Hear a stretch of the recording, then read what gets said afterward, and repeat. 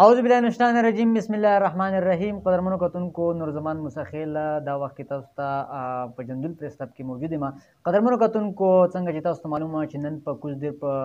د تیمرګرې ریسټ هاوس په مقام باندې د جماعت اسلامي د سوري لاندې یو لویه جلسه تابع کړې شوې وه چې په زرګونو خلک په هغې کې شرکت کړی و. دغه شان د هغې چې کوم قائدین دي هغې باقاعده هغې دغه جلسې ته بناګانې هم کړي دي. په دې هکله زما سره موجود دي زموږ همکار زموږ صحافتي وروڼه. د هغوی سره به خبرې اترې کوو چې په دې اړه باندې د هغوی څه نظر دی او څه وایي او دغه جلسې ته په کم نظر باندې ګوره مستقبل د جماعت اسلامي څه ویني. راځم حبیب الله صدیقي صاحب تاسو ته په پروګرام کې هرکلی وایم. ډېره مننه زمان موسیخیل صاحب ستاسو د ټیم چې موږ لمدونه مقرر کړی چې نن کوم ایونټ شوی دی د هغې حوالې سره موږ خپل رایې ستاسو سره شامل جي کتونکو زموږ سره دلته یو بل میلمنه دی هغې ته هم په پروګرام کې ډېر هرکلی وایو. شوکت صاحب تاسو ته پروګرام کې هرکلی وایو. سلام، ډېره مننه نورزمان صاحب چې تاسو موږ له په پروګرام کې دعوت راکړو. دا شان دی د کوم پینل ډسکشن چې کوم دی په دې کوم راته بلنه راکړه ستاسو ډېره مننه. جي کتونکو نننۍ حوالې سره زموږ د میلمنو سره خبرې اترې کېږي. راځم د حبیب الله صدیقي صاحب نه. حبیب الله صدیقي صاحب دا راته ووایه چې کومه نن د جماعت اسلامي چې کومه پاور شو وه تاسو پکې وکتل چې د هغې قایدینو پکې تقریرونه وکړه، د هغې قایدینو پکې خبرې اترې وکړې. دغسې په زرګونو خلک په هغه جلسه کې هغه راغلي وو، دغه جلسې لپاره شرکت یې کړی و. دغه جلسې ته په کوم نظر ګورئ او څه وایي دغه باره کې؟ نو زمان موسیخیل صاحب کوزدیر کې د لوور دیر جماعت اسلامي وینګ چې کوم دی د یوت د هغې تحت چې کوم جلسه نن شوې ده د جماعت اسلامي هغه ریسټ هاوس ګراونډ تیمرګره کې شوې ده. کوم مین د میلې دا ګراونډ چې دی د اډې سره او انتهایی کافي کراؤډ کې خلک چې دي هغې جلسې ته راغلي وو، کافي تعداد کې. په هغې کې د جماعت اسلامي ارکانو منتظمینو پکې، په هغې کې د جمعیت طلبه هم په یو ګڼ تعداد کې خلک راغلي وو، شمولیت یې کړی و. جی یوت دغه جلسه چې کومه وه ارګنایز کړې وه. خو که موږ وګورو نو دغه جلسې لپاره چې کوم انتظامات شوي وو ښه انتظامات شوي وو. خو دا و چې کوم کراؤډ و نو یو کافي حده پورې د ډسټرکټ لوور دیر په سطح باندې خو غټه جلسه وه. خو چې دا د جماعت اسلامي دا یو وینا ده چې د کرپشن بدامنۍ او د کوم موجوده حکومت د ناکامۍ چې کوم دي بېروزګارۍ دي هغې کې په هغې کې د کوم پالیسیو باندې چې کوم یو دغه کېږي سمجوته کېږي د هغې خلاف. نو ځکه هغه وایم چې د هغې په نسبت باندې د لوړ دیر عوام چې کوم دي نو دا مکمل نه دي. زما بله پوښتنه زموږ سره چې کوم دویم میلمه ناست دی شوکت پایخیل صاحب نه ده. شوکت پایخیل صاحب دا راته ووایه چې کومه د جماعت اسلامي نن حبیب الله صدیقي صاحب وایي چې لویه جلسه وه، په هغه کې دوی شریک هم او په ګڼ تعداد کې خلک هم راغلي او د هغې قایدینو باقاعده دې ته ویناګانې هم وکړې د کرپشن او د شر بدامنۍ د دې خلاف د حکومت خلاف هغې ویناګانې وکړې. خو تاسو راته دا ووایئ چې په الیکشن کې د هغې د جماعت اسلامي ناکامي څه وه، وجه څه کیدی شي، کوم داسې ناقص پالیسي وه چې جماعت اسلامي ناکامه شوه؟ نو زمان موسیخیل صاحب د څو پورې چې د جماعت اسلامي تعلق دی موږ چې د کوم وخت نه ګورو نو په دیر کې دا یو رولینګ پارټي ده او حکومت یې ډېر کلی دی. د دې پارټۍ سره به صرف او صرف مقابله په جندول کې کېده، عوامي نیشنل پارټۍ به ورسره کوله. خو د دې نه علاوه څومره دا نور چې کوم زموږ تقریبا 3-4 سیټونه چې کوم دي هغې کې به دوی نور پارټیانو له شکست ورکول شان کلین سویپ به یې کوو. دې دلته چې کله الیکشن وشو نو هغه کې دوی شکست وخوړلو. د شکست مین وجه څه وه؟ هغې لیک اف سینسیریټي اینډ ډیووشن و، د اخلاص پکې دا شانتې چې کوم اختلافات وو میوچوال ډفرنسز چې کوم باهمي اختلافات وو هغې پخدانو نو هغه ردیو مین ریزن او مین کاز چې کوم د ردیو د شکست وجه جوړه شوه. حبیب الله صدیقي صاحب دا راته ووایه چې کومه جلسه چې کومه انعقاد کړی شوې وه د جماعت اسلامي تحت او جماعت اسلامي د سوري لاندې څه ګڼئ په مستقبل کې جماعت اسلامي ته په کم نظر ګوري؟ آیا دوی به یو کامیاب جماعت شي که نه خپل د لوېدلې مقام به بیرته واپس راوړي که نه څه ګڼئ؟ دلته تحریک انصاف هم یو لوی جماعت دی، که تاسو کتلي د الیکشن نه مخکې عمران خان صاحب دلته دغه ګراونډ ته راغلی او ډېره زیاته لکه څو چنده زیاته جلسه هغې کړې وه. نو دغه ته په کم نظر ګورئ؟ د جماعت اسلامي مستقبل ښه به وي که خراب؟ څه ګڼئ؟ نو زمان موسی خیل صاحب جماعت اسلامي چې نن کومه جلسه کړې ده لوړ دیر کې هغې نه چې کوم د هغې هغه ختم ساکو نو هغه خو څه حده پورې راژوندی شوی دی خو که بل طرف ته موږ وګورو نو که په مقابله باندې موږ د هغې سره د پاکستان تحریک انصاف واخلو نو پاکستان تحریک انصاف چې کومه 2018 الیکشن دپاره کومه جلسه کړې وه نو په هغه جلسه کې چې کوم تعداد و هغه د دې نه تقریبا څو چونده زیات و او د هغې بنیادي وجه دا ده چې جماعت اسلامي چې کوم نظم دی د هغې چې کوم د نظم فیصلې دي بعضې فیصلې یا د ارکان چې کوم دي یا بعضې ورکرز چې کوم دي د هغې په منځ کې چې کوم اختلافات دي هغه دې حد ته رسېدلي دي چې په دغه جلسو کې په دغه جلسونو کې په دې ځینو کې د شمولیتونه چې کوم دي نو هغه دوی اوفنلی متاثر شوي دي بل د هغې پر ضد باندې که موږ وګورو نو د جماعت اسلامي د فیکې فند را یو مضبوط کینډیډیټ مظفر سید ایډوکیټ د نن لږې ورځې مخکې پاکستان پیپل پارټي جوین کړې ده جماعت اسلامي سره چې کومې خپل ناتې وي خپل رشتې وي نو هغې هم ختمې کړي دي د هغې نه هټ کړه نو هم داسې مختلف ځایونو کې داسې اختلافات د مخې ته راغلي دي د هغې د وجې نه د جماعت اسلامي په ساک باندې کافي حده پورې نقصان غورځېدلی دی پاتې شوه خبره د نیکسټ ګورنمنټ حوالې سره خو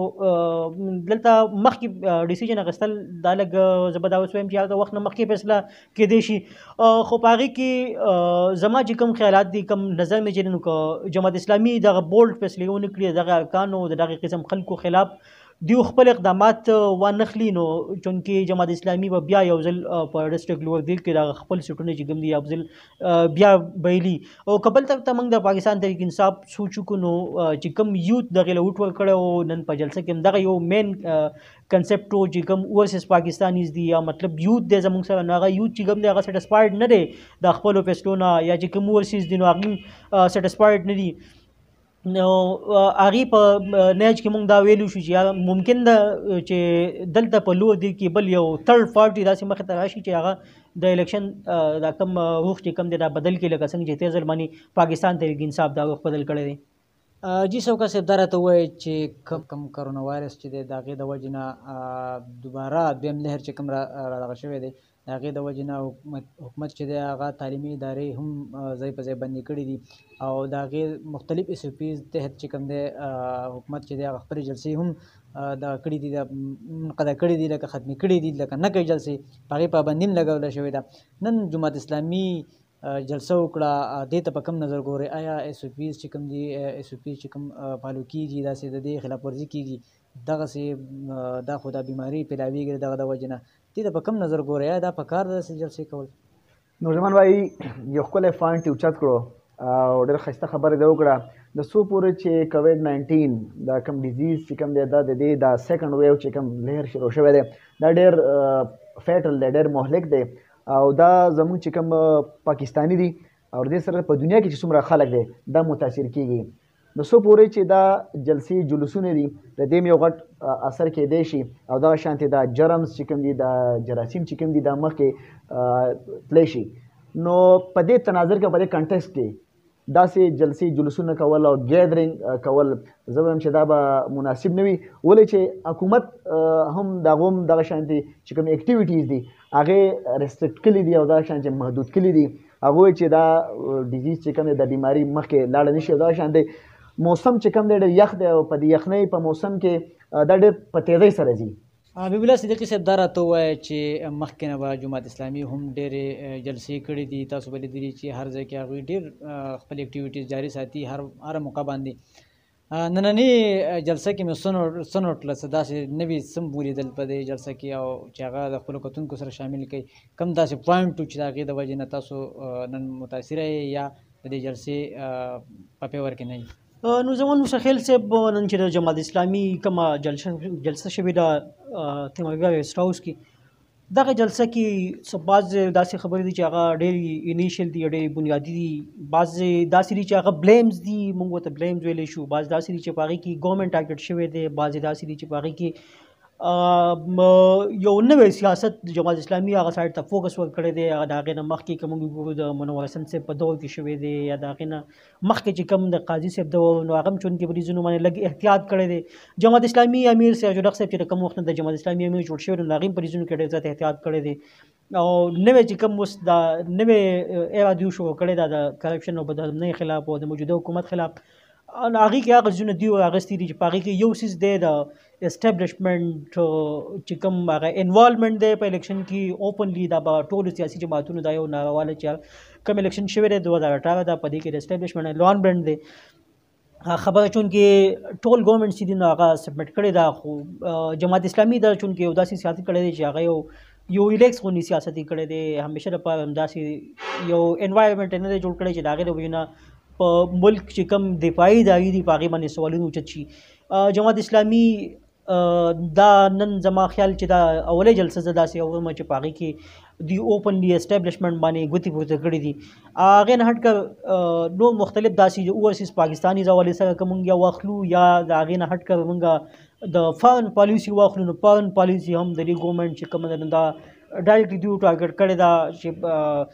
زمونږ چې کوم موجوده ګورنمنټ دی د پاکستان تحریک انصاف دا فارن پالیسي چې کوم دی نو د دوی ناکام ده یو پکې په هغه څیزونو باندې راغلي دي درېیم نمبر خبره دی چې دا ده چې د لوړ ځایونو نه چې کوم الیکټډ ایم این ایز دي هغه دوی مکمل طور باندې اړ او هاتې اخیستي دي ځکه چې د دې نه مخکې د 2013 چې کوم الیکشن و په هغې کې دوی چې د خیبر پښتونخوا حکومت و دوی به کولیشن جوړ کړی و هغې کې جماعت اسلامي د دوی ویسه وه نو نن دوی اوفنلی هغه ایم این ایس چې کوم دي نو هغې هم ټارګټ کړي دي نو جماعت اسلامي چې کوم سیاست دی نو دا زما چې کوم خیال دی نو دا د نن نه یو نوي رخ ته روان دی ډیره مننه حبیب الله صدیقي صاحب چې وخت مو راکړو شوکت صاحب ستاسو په اخیره کې یو مثبت پیغام عوامو ته به څه وي چې هغه تاسو ورکوئ چې یاره څه کول پکار دي په دې نن سبا معاشره کې او کم حالات دي کم حالاتو سره خلک تېرېږي په دې هکله باندې یو مثبت پیغام تاسو عوامو ته پکار دی نورزمان صاحب زه به دا پیغام ورکړم چې موږ وی آر آل مسلمز موږ مسلمانان یو او د هغې نه وروسته موږ پاکستاني او تاسو ته پته چې هیلث از ویلث صحت چې کوم دی دا یو غټ دولت دی موږ له په دې باندې کمپرومایز او کمټمنټ کول نه دي پکار څومره پارټیانې چې دي که هغه پی ټي آی دی که هغه مسلم لیگ نون دی که پیپلز پارټي ده که عوامي نیشنل پارټي ده که جماعت اسلامي ده دوی د سیاست کوي خو د عوامو چې کوم فلاح او بهبود دی د هغې د پکې خیال وساتي سیاست کول جمهوری حق دی د هرې پارټۍ حق دی خو دوی له پکار دی چې کوم د عوام چې کوم دي د هغو خیال وساتي او د هغو د صحت خیال وساتي دغه شانتې د هغو د ایجوکیشن خیال وساتي ولې چې دا بنیادي خبرې دي هیلث پلس ایجوکیشن دا د هرې معاشرې د هرې سوسایټي چې کوم دي دا فنډامنټل رایټس دي بنیادي حقوق دي نو دوی ټول له پکار دی چې یاره دا پرووایډ کړي زمونږ د پاکستاني قوم چې کوم دی دا ډېر شاته دی ایز کمپیر ټو ادر کنټریز نیشن د نورو ملکونو د قومونو په نسبت دا ډېر وروسته دی نو دې مشرانو له پکار دی چې زیات نه زیات فوکس چې کوم دی په تعلیم ورکړي په ایجوکیشن باندې ورکړي او خصوصي توګه باندې زما دا پیغام هم دی چې کوم جلسې جلوسونه دا دی د الان ساتي پوسټپون کړی شي ځکه چې دا لهر چې کوم دی ډېر په تیزۍ روان دی او ډېر خلک متاثر کېږي دا وخت نه دی دا د جلسونو وخت نه دی او موږ پاکستاني او موږ له پکار چې موږ که هر حکومت دی خو دا ریسنټ حکومت چې کوم دی دا په اقتدار کې دی نو موږ له پکار چې هغه کم څه ډایرکشنز او کم انسټرکشن موږ ته پرووایډ کوي مهیا کوي ایشو کوي موږ له پکار چې هغه فالو کړو دغه شانتې په دې کې به زموږ هم فایده وي د سیاستدانانو هم فایده وي او زموږ د ټول ولس په پکې فایده وي دا زما اخرنی او دغه شانتې یو مثبت پیغام و د دې ټول ولس لپاره او سپیشلی د حبیب الله صاحب هم زه شکریا ادا کوم چې ډېر کنسټرکټیو خبرې وکړې تعمیري خبرې وکړې تاسو هم ډېر شکریا ادا کوم چې مال هم په دې پینل ډسکشن کې موقع راکړه ډېره مننه جی ډېره مننه جی کتونکو تاسو زموږ نننۍ خپرونه به خوښه شوې وي ما له اجازت راکړئ سره د خپل ملګرو حبیب الله صدیقي او شوکت پایخیل سره د الله